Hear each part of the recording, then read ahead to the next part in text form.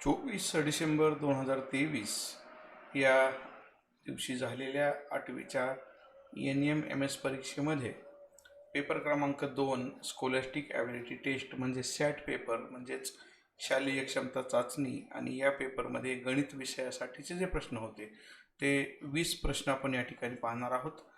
त्यांचा जो क्रमांक आहे तो 71 ते 90 अशा प्रकारचा तो क्रमांक होता. आणि मागच्या व्हिडिओजमध्ये आपण विज्ञान आणि समाजशास्त्र या दोन्ही विषयांचे व्हिडिओ पूर्ण करून सर्व प्रश्नांची उत्तर आपण समजावून सांगितलेली आहेत. त्याचबरोबर आत्ता गणित विषयासाठीचे जे सगळे प्रश्न होते, गणित हा विषय मुद्दाम शेवटी थोडा पाठीमागे ठेवला. त्याचं कारणही असं होतं की आपल्याला हे सगळे गणिताचे प्रश्न स्क्रीनवरती सोडवून दाखवण्यासाठी म्हणून हे 20 प्रश्न वेगळे काढलेले आहेत. प्रश्न क्रमांक 71 ते 90 असे हे 20 प्रश्न गणितामधले आपण आत्ता पाहणार आहोत. चला तर मग पाहूयात प्रश्न काय होते. यामध्ये पहिलाच प्रश्न दिसतोय आपल्याला लिहिलेल्या माहितीमध्ये. प्रश्न क्रमांक 1, खालीलपैकी कोणती कसोटी त्रिकोणाच्या एकरूपतेसाठी वापरली जात नाही? त्रिकोण एकरूपतेसाठी कोणती कसोटी वापरली जात नाही असा प्रश्न आहे. आणि या प्रश्नाचं उत्तर बऱ्यापैकी तुम्हाला पाठीमागच्या वर्गांमध्ये पण झालेलं आहे की जिथं आपल्याला दोन त्रिकोण एकरूप दाखवायचे आहेत, समरूप नव्हे. समरूपतेचा अभ्यास तुम्हाला 9वीमध्ये 10वीमध्ये जास्त करावा लागणार आहे. आणि समरूपतेसाठी जर तुम्ही म्हणाल तर समरूपतेसाठी आपल्याला ठीक आहे, मी थोडा पेनचा कलर चेंज करून एकदाचा घेतो म्हणजे आपल्याला पेन व्यवस्थितपणे दिसेल. आता हा जो टिपका आहे तो आपल्याला दिसतो. आणि महत्त्वाचं म्हणजे को कसोटी जी आहे ही कसोटी फक्त समरूपतेसाठी वापरली जाते. त्यामुळं एकरूपतेसाठी कोण जरी एकरूप असतील तरी बाजूंची लांबी वेगवेगळी असू शकते. म्हणून त्रिकोण एकरूप असतीलच असं नाही, ते समरूप मात्र असू शकतात. म्हणून 71व्या प्रश्नाचं उत्तर होतं पर्याय क्रमांक 4. त्यानंतरचा जो भाग आहे त्याच्यामध्ये खालीलपैकी कोणत्या माहितीच्या आधारे चौकोन रचना करता येत नाही? 3 बाजू दिल्या असतील, 2 कर्ण दिले असतील तर आपल्याला 3 बाजूंच्या साहाय्यानं आणि 2 कर्णांच्या साहाय्यानं चौकोन काढता येतोय. एकच बाजू दिली असेल आणि 4 कोण दिले असतील तर गंमत अशी होते की एक बाजू दिलेली आहे, हा कोण तुम्ही घेतला, हाही कोण घेतला, परंतु ही लांबी किती काढणार, ही लांबी किती काढणार, हे प्रश्न उभे राहू शकतात. म्हणजेच दुसरा जो पर्याय आहे, एक बाजू आणि 4 कोण दिले असतील तर आपल्याला चौकोनाची रचना करता येणार नाही. लगतच्या 2 बाजू आणि 3 कोण असतील तरीही त्रिकोण रचना करता येते. 4 बाजू आणि 1 कर्ण असेल तरीही चौकोनाची रचना करता येते. मात्र पर्याय क्रमांक 2 प्रमाणे चौकोनाची रचना करता येत नाही. प्रश्न क्रमांक 73 मध्ये कोणत्या त्रिकोणाचा शिरोलंब संपात बिंदू, आता हे जे संपात बिंदू आहेत, मध्यगा संपात, शिरोलंब संपात आणि कोन दुभाजक संपात, ही संकल्पना आपल्याला अगोदरच माहिती असणं गरजेचं आहे. थोडक्यात तुम्हाला ती कल्पना मी या ठिकाणी सांगणार आहे. हा आपला एक नेहमीचा त्रिकोण आपण काढून घेतला. यामध्ये आपण जे शिरोलंब काढतो म्हणजे एखाद्या शिरोबिंदूपासून समोरच्या बाजूवर काढलेला लंब, त्याला आपण शिरोलंब असं म्हणतो. आता ही माझी मापं एवढी अचूक नसतील, परंतु कल्पना समजण्यासाठी लक्षात घ्या की हा शिरोलंब संपात बिंदू आहे. त्याचप्रमाणे मध्यगा संपात जर काढायची झाली असती तर समोरच्या बाजूचा मध्य आणि त्याच्या समोरचा शिरोबिंदू यांना जोडणाऱ्या रेषेला आपण मध्यगा असं म्हणतो. आणि त्यामुळं 3 मध्यगा ज्या ठिकाणी एकमेकांना छेदतात ती जागा त्याला आपण म्हटलेलं असतं मध्यगा संपात. याचप्रमाणे कोन दुभाजक पण काढता येतो. मी याच आकृतीमध्ये इथं असे 2 चिन्ह काढली की हा कोन दुभाजक तयार झाला. याप्रमाणे हे सर्व मिळणारे संपात बिंदू एकाच रेषेवर असण्यासाठी तो त्रिकोण कोणत्या प्रकारचा असणं गरजेचं आहे, तर तो त्रिकोण समद्विभुज त्रिकोण जर असेल तर हे सगळे संपात बिंदू एकाच रेषेवर येतात. आकृती काढून बघा, समद्विभुज त्रिकोण काढून घ्या आणि मग हे 3 बिंदू मिळवा. ते एका रेषेत एकाखाली एक असे आपल्याला ते मिळत मिळत मिळत जातात. पुढचा प्रश्न, 2 विधाने दिलेली आहेत. आकृतीच्या साहाय्याने ती विधानं बरोबर आहेत की चूक आहेत किंवा एक बरोबर आहे वगैरे आपल्याला तपासायचं आहे. आता इथं PMN मी कोणाला काही खुणा करतो, इथं PMN हा कोण घेतलेला आहे आणि RNM यांना त्यांनी रेषीय जोडीतले कोण म्हटलेलं आहे. खरं तर हे रेषीय जोडीतले कोण नाहीत, तर कोणते कोण आहेत? आंतरकोण आहेत. आंतरकोणांची जोडी आहे. त्याचप्रमाणे म्हणजे हे पहिलं विधान जे आहे ते चूक ठरलं. दुसरं, कोण AMQ म्हणजे हा इथला कोण AMQ आणि BNS हा इथला कोण BNS हे संगत कोणांची जोडी असं म्हटलेलं आहे. खरं तर हे संगत कोण नाहीतच. का नाहीत? कारण जर हा इथला असता तर त्याचा संगत कोण हा MNS आला असता, पण तसं दिलेलं नाही. म्हणजे हे विधान सुद्धा चुकीचंच आहे आणि म्हणून पर्याय क्रमांक 4 दोन्ही विधाने चूक आहेत. हे 74व्या प्रश्नाचं उत्तर आपल्याला निघालेलं आहे. 75व्या प्रश्नासाठी जर विचार करायचं झालं तर दुकानदाराने -10 सूट दिली. -10 सूट दिली म्हणजे काय केलं त्याने? 100 रुपयाची वस्तू आहे, -10 केले म्हणजे विक्रीची किंमत किती झाली? 90 रुपये.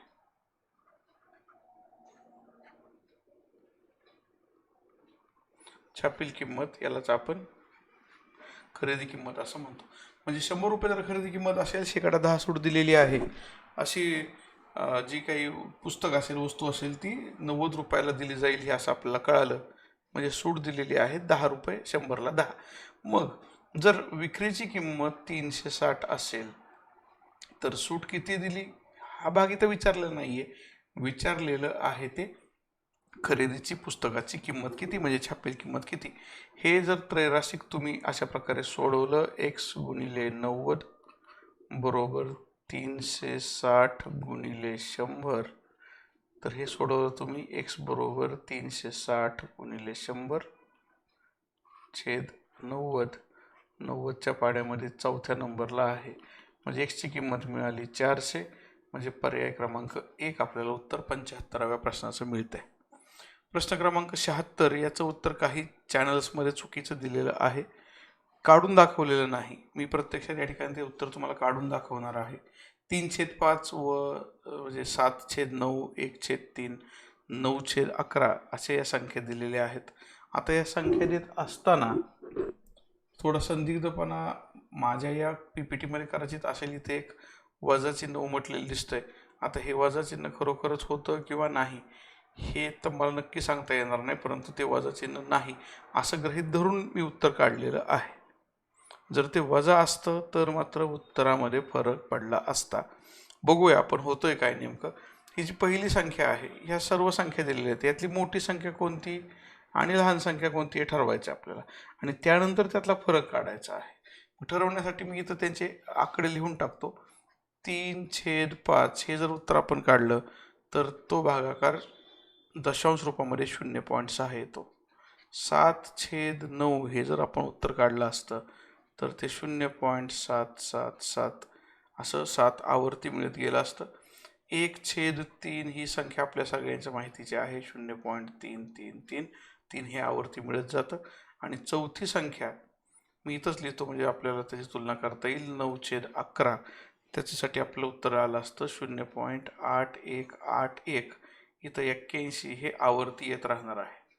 आता जर आपण या संख्यांकडे पाहिलं तर सगळ्यात इथं 0.6 आहे, इथं 7 आहे, इथं 3 आहे आणि इथं 8 आहे. म्हणजे या सगळ्यांमध्ये सर्वात मोठी संख्या कुठली आली? 0.8181 म्हणजे 9/11 सर्वात मोठी आली. लहान संख्या कुठली आली? ती सगळ्यात लहान संख्या आली 0.33 वाली म्हणजेच 1/3. यातला फरक विचारलेला आहे म्हणजेच 9/11 वजा 1/3 अशी वजाबाकी आपल्याला इथं करावी लागेल. मग इथं जर छेद समान केल्याशिवाय वजाबाकी करता येत नाही आपल्याला माहिती आहे.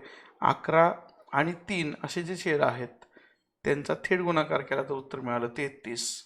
मग इथं 33 येण्यासाठी वर 9 त्रिक 27 लिहावे लागणार आहेत. आणि म्हणजे 27/33 म्हणजेच 9/11. आणि इथं 1/3 साठी आपल्याला हे 11 1 बरोबर गुणावे लागतील, म्हणजे इथं 11 येणार आहे.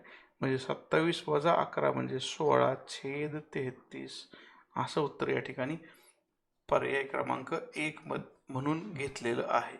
दिलेल्या संख्यांपैकी सर्वात मोठी संख्या आणि सर्वात लहान संख्या यातला फरक इथं तुम्हाला मी काढून दाखवलेला आहे. फक्त इथं हे वजा चिन्ह नाही असं मी गृहीत धरले. जर ते वजा चिन्ह असतं तर काय झालं असतं, तुम्ही उत्तर काढून बघा आणि कमेंट बॉक्समध्ये टाकून ठेवा. बघू आपण त्याच्यानंतर काय करायचं ते. तुमच्या पेपरमध्ये वजा चिन्ह होतं किंवा नव्हतं हे थोडंसं तुम्हीच नंतर मला सांगा, कारण आता जरी तिथं ते वजा चिन्ह दिसतंय, तुम्ही तुमच्या पेपरमध्ये एकदा पहा, किंवा तुमचा पेपर जर असेल तर तो माझ्या नंबरला फोटो काढून पाठवून द्या. माझा नंबर याच चॅनलमध्ये इतर अनेक व्हिडिओजमध्ये दिलेला आहे. एका कारचा सरासरी वेग 60 किलोमीटर प्रति तास आहे. काही अंतर जाण्यासाठी 8.5 तास लागतात.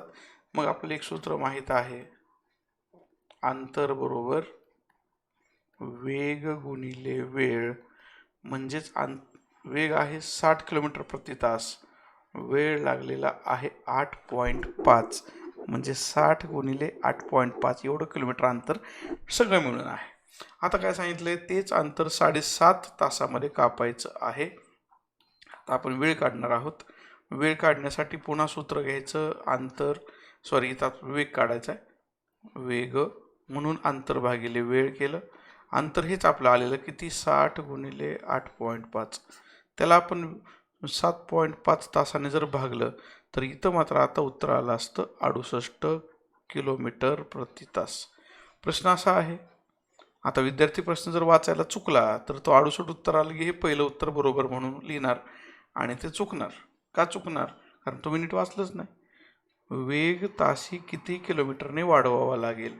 मग इथं वाढवायचं आहे म्हणजे अगोदर होता 60, आत्ता करायचा आहे 68, म्हणजे कितीने वाढवायचा आहे, 8ने वाढवायचा आहे. पर्याय क्रमांक 4 असं याचं उत्तर आपल्याला 77व्या प्रश्नाचं अचूक उत्तर मिळालेलं आहे.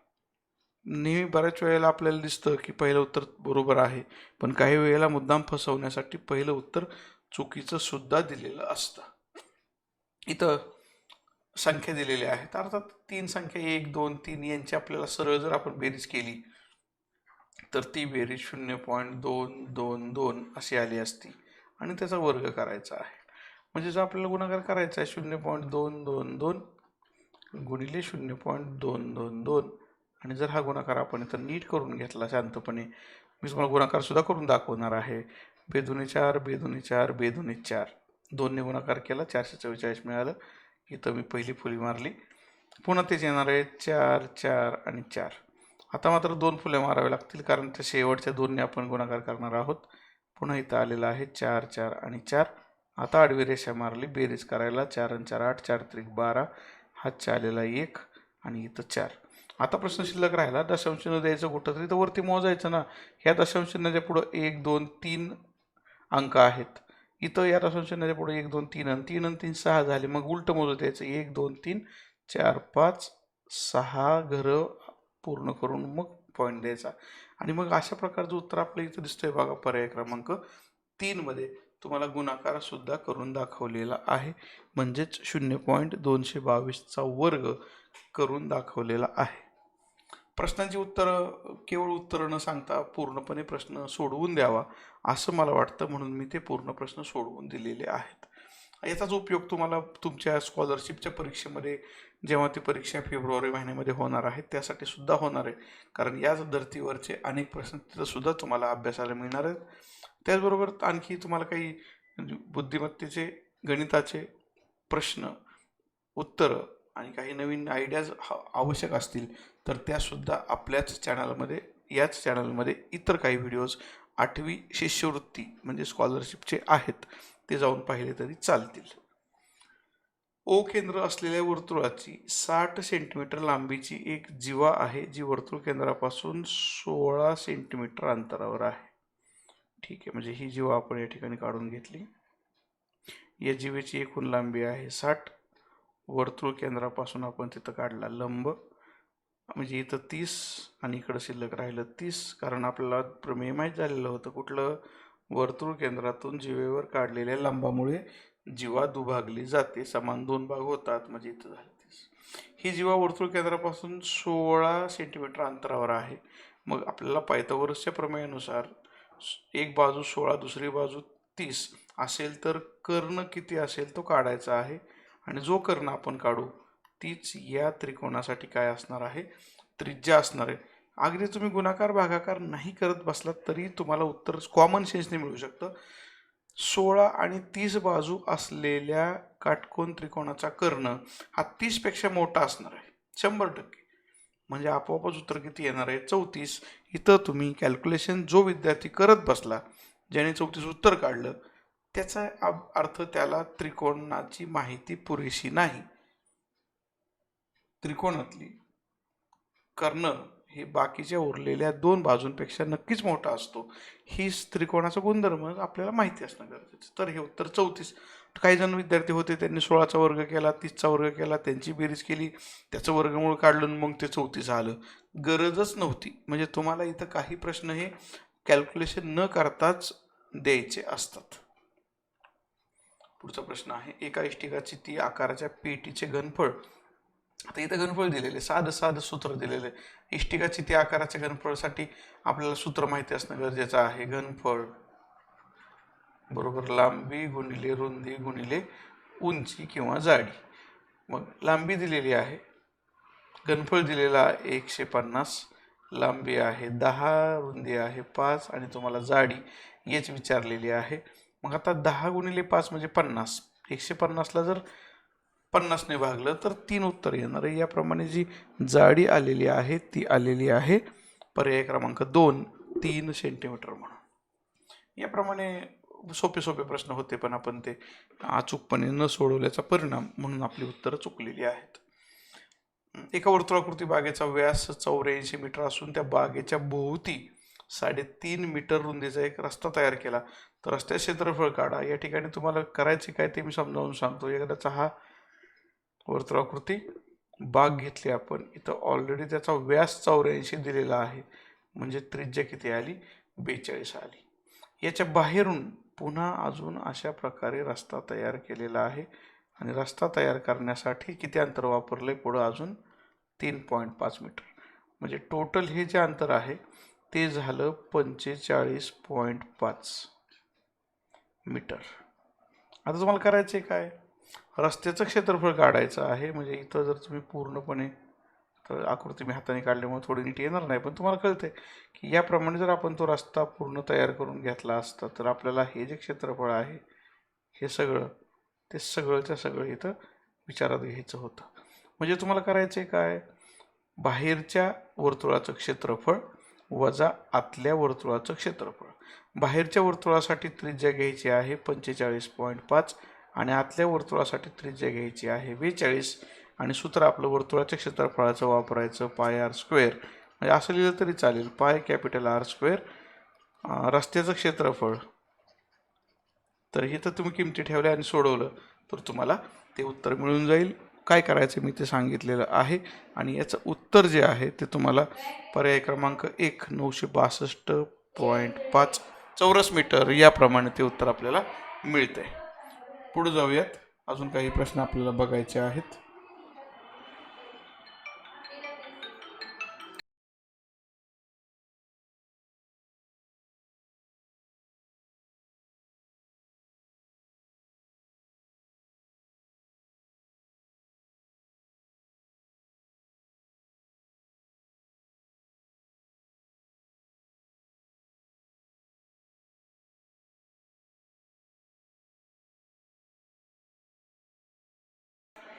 हा, मधल्या किरकोळ कामानंतर पुन्हा आपला तास पुढे सुरू होतं. 81व्या प्रश्नाचं उत्तर आपण बघितलेलं होतं. त्यानंतर आपण जातोय ते प्रश्न क्रमांक 82च्या दिशेनं. 0.21952चं घनमूळ काढायला सांगितलेलं आहे, आणि घनमूळ काढण्यासाठीची आपली 8वीतली पद्धती आहे ती जर आपण या ठिकाणी उपयोगात आणली तर आपल्याला उत्तर मिळून जाईल. 0.28 हे त्याचं घनमूळ आपल्याला मिळते.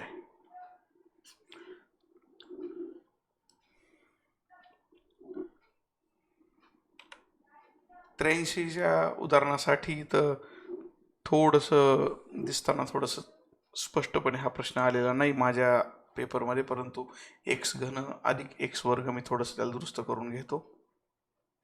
एक्स घन अधिक एक्स वर्ग वजा एक्स वजा एक, आणि इकडं होतं ते एक्स वर्ग वजा एक, त्यालाही कंस करून ठेवूयात.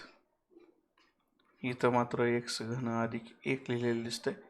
इथं कंसात एक्स वर्ग वजा एक्स अधिक एक, याचे अवयव लिहिले, याचे अवयव लिहिले तर आपल्याला त्यातले काही अवयव कॅन्सल होतात. अवयव तुम्हाला ऑलरेडी झालेले आहेत आणि त्याप्रमाणे अवयव जर आपण लिहिले तर आपल्याला 83व्या प्रश्नासाठी जो शिल्लक राहतो भाग, तो काही शिल्लक राहत नाही. साधारणपणे सगळंच एकमेकांना कॅन्सल होऊन जातं आणि शेवटी शिल्लक राहतं ते फक्त एक, म्हणून शून्य राहत नाही. त्याने मुद्दाम शून्य हा पण पर्याय दिलेला आहे. जेव्हा भागाकार क्रिया होते तेव्हा भागाकार क्रियेनंतर दोन्ही संख्या वरची आणि खालची समान असेल तर ते एकमेकांना कॅन्सल करतात. 5x वर्ग अधिक 10x वजा 175 या बहुपदीला x अधिक 7ने भागल्यास भागाकार आणि बाकी अनुक्रमे किती येईल असं विचारलेलं आहे. इथं मी प्रत्यक्षात तसा भागाकार करून बघणार आहे. भागायचे कशाने? x अधिक 7ने. त्रिपदीला द्विपदीने भागणे असं तुम्हाला तुमच्या अभ्यासक्रमात झालेलं आहे. या पद्धतीने जर आपण भागलं तर 5x वर्ग आणि इथं एक दिसतंय, म्हणजे पहिला भागाकार 5xचा लागला, म्हणजे 5x वर्ग अधिक 35x. थोडी जागा सोडली, वजा चिन्ह काढलं, इथं वजा झालं, इथं पण वजा झालं, नवीन चिन्ह. हे दोन एकमेकाला कॅन्सलच झाले. शिल्लक राहिलं ते वजा 25x, कारण 35चं चिन्ह वजा होतं. वरून घेतले वजा 175. आता पुन्हा वजा 25x आहे, इथं x आहे, म्हणजे इथं भाग लागला वजा 25चा, त्यामुळे मिळालं वजा 25x. वजा 25 गुणिले 7 जर केलं तर 25 गुणिले 7 सुद्धा तेवढंच येतं 175. म्हणजे जर आपण वजाबाकी केली तर इथं अधिक चिन्ह येणार आहे, इथं अधिक चिन्ह येणार आहे, सगळं एकमेकाला कॅन्सल होईल, शिल्लक राहील 0. आणि मग इथं आपल्याला उत्तर विचारलेलं होतं. त्या उत्तरामध्ये प्रश्न क्रमांक 84 साठी मी आत्ता इथं काढलेला आहे, भाग करून दाखवला आहे. 5x वजा 25 हा आपला आला भागाकार, आणि 0 काय राहिलेली आहे? बाकी राहिलेली आहे. म्हणजे भागाकार तुम्हाला स्क्रीनवरती मी करून दाखवलेला आहे. बहुतांश चॅनलमध्ये भागाकार क्रिया किंवा इतर सगळी उदाहरणं सोडवून दाखवलेली नाहीत. एकमेव माझा असा चॅनल आहे की ज्याच्यामध्ये मी तुम्हाला उदाहरणं सोडवून दाखवत असतो. जर 5m/6 अधिक 3m/4 बरोबर 19/12 तर mची किंमत किती? आणि मग mची किंमत काढण्यासाठी आपल्याला इथं पुन्हा हे दिलेलं समीकरण सोडवावं लागेल. इथंच मी ते सोडवायला सुरुवात करतो, वेळ वाया न घालवता. हे 6 आणि हे 4 दिसत आहेत, यांचा आपल्याला जर समान छेद करायचा असता तर तो 12 केला असता. समान छेद 12 करायचा असेल तर 6च्या ऐवजी 12 लिहिले, म्हणजे अंशामध्ये 10m डबल करावं लागणार. तसंच इथं 4च्या ऐवजी 12 लिहिलं म्हणजे 3 पट केलं, म्हणजे 3 त्रिक 9 झालं. आणि उजवीकडं मात्र लगेच काय बदल करायची गरज नाही. मात्र इथं 10 आणि 9 म्हणजे 19m/12 बरोबर 19/12. 19/12ला 19/12 शिल्लक कॅन्सलच झालं ना भाग लावल्यावर. असं लिहू आपण त्यासाठी 19/12, आणि उजवीकडे गेल्यामुळं 12/19 झाले कॅन्सल, शिल्लक राहिले m बरोबर 1. हे सोडवून दाखवलेलं उदाहरण आहे. 85 नंबरचं पर्याय क्रमांक 3 मिळाला आपल्याला. त्याच्यामध्ये mची किंमत 1 आलेली आहे.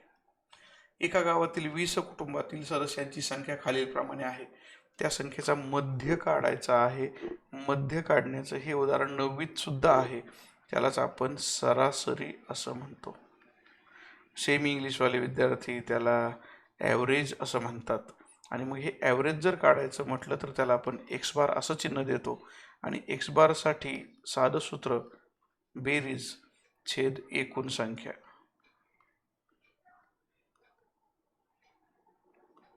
मग बेरीज किती झाली बरं या सगळ्यांची? आपल्याला एकूण संख्या 20 आहे ते माहिती आहे. जी बेरीज आहे वरच्या सगळ्या संख्यांची 1, 5, 2, 3, 3 ह्या सगळ्यांची बेरीज मी करून बघितलेली आहे ती 66 येते. मग एक्स बार बरोबर 66 भागिले 20 म्हणजे 3.3. पुन्हा पर्याय क्रमांक 1 बरोबर आलेला आहे 86व्या प्रश्नासाठी. सगळे प्रश्न आपण सोडवून पाहता आलेलो आहोत. बहुतांश प्रश्न आपण सोडवलेलेच आहेत. दोन संख्यांचा गुणाकार दिलेला आहे 4107. त्यांचा मसावी 37 आहे. त्याच्यावरून तुम्हाला लसावी पण काढता येतो आणि त्यावरून लहान संख्या मोठी संख्या काढता येते. ॲक्च्युली हे उदाहरण मी स्वतः सोडवलेलंच नाही. आमच्या बोरी हायस्कूल बोरीचे सहशिक्षक आगरकर सर, त्यांची कन्या अक्षरा ती 8वीलाच आहे. ती स्कॉलरशिपचा अभ्यास करते आणि तिनं हे उदाहरण सोडवून मला पाठवलेलं आहे. तिनं सोडवलेलं उदाहरण तुमच्या स्क्रीनवर मी आहे तसं तिच्याच अक्षरामध्ये ठेवलेलं आहे. एकदा बघून घ्या कसं सोडवलं आहे. अक्षरा आगरकर 8वीतली विद्यार्थिनी, तिने हे सोडवलेलं उदाहरण लसावी गुणिले मसावी बरोबर 2 संख्यांचा गुणाकार हे सूत्र लिहून घेतलं. त्यानुसार लसावी काढलेला आहे 4107 हा गुणाकार भागिले मसावी 37. म्हणून लसावी किती आलेला आहे 111.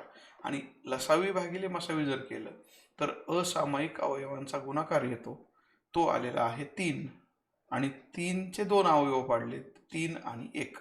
यापैकी लहान संख्या काढण्यासाठी त्या अवयवांपैकी छोटी संख्या वापरली.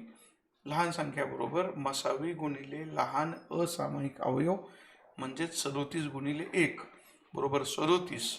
म्हणजे पर्याय क्रमांक 2 इथं आपण लिहू शकतो, काही अडचण नाही. पर्याय क्रमांक 2 याप्रमाणे तिने हे उत्तर अचूकपणे आपल्याला काढून दाखवलेले.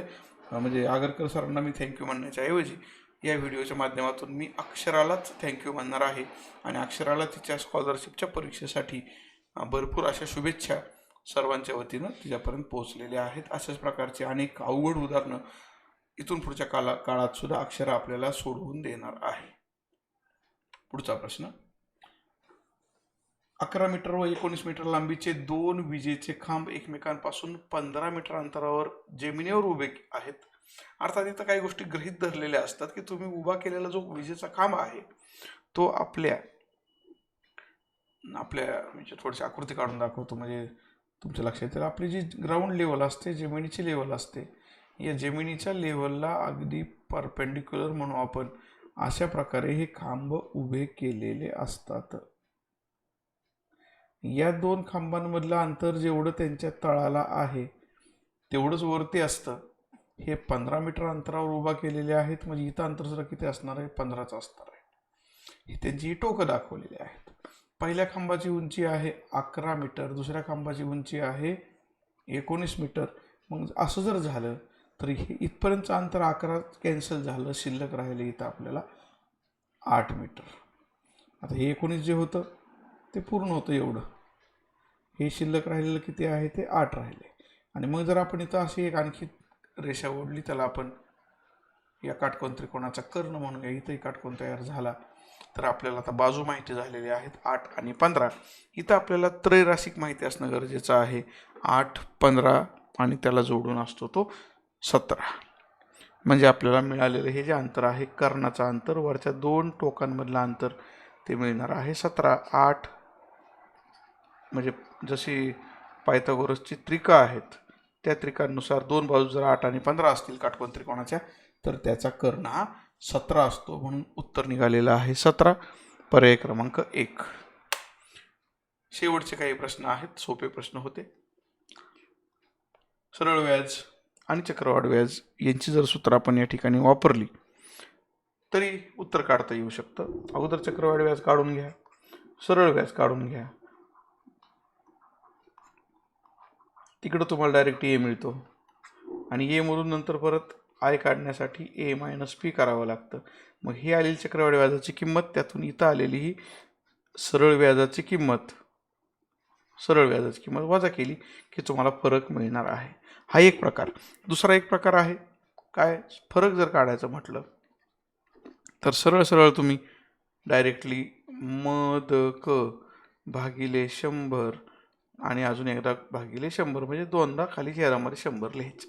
मग जर वरच्या किमती आपण इथे टाकल्या, जर इथं आपण टाकल्या, फरक कशामधला फरक, सरळ व्याज आणि चक्रवाढ व्याजामधला फरक आपण काढतोय.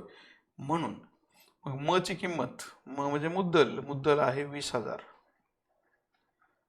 द म्हणजे दर दर दिलेला आहे, दर साल दर शेकडा 8% दराने, आणि कालावधी दिलेला आहे 2 वर्ष, छेदामध्ये घ्यायचा आहे 100 दोनदा. त्यापैकी हे 4 शून्य या 4 शून्यांबरोबर कॅन्सल झाले, शिल्लक काय राहिलं ते बघावं लागेल. याप्रमाणे आपल्याला जे उत्तर मिळतं या ठिकाणी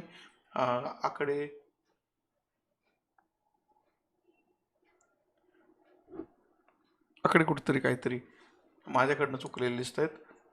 थोडंसं मी त्याला पुसतो आणि पर्यायात जे उत्तर मी सोडवलेलं होतं मगाशी, ते पर्यायामध्ये सोडवलेलं उत्तर आपल्याला मिळालेलं होतं 128.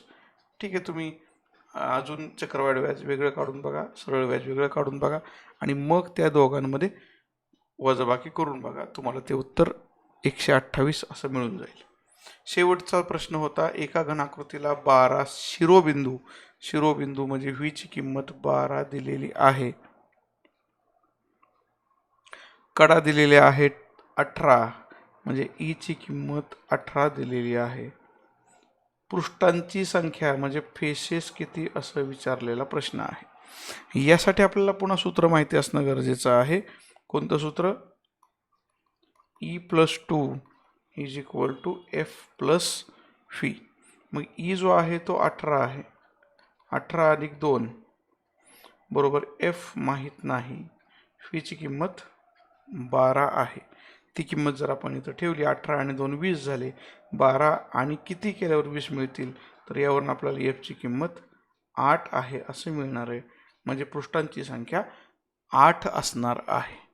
याप्रमाणे बऱ्यापैकी आपण जे प्रश्न होते ते सोडवून पूर्ण करून घेतलेले आहेत.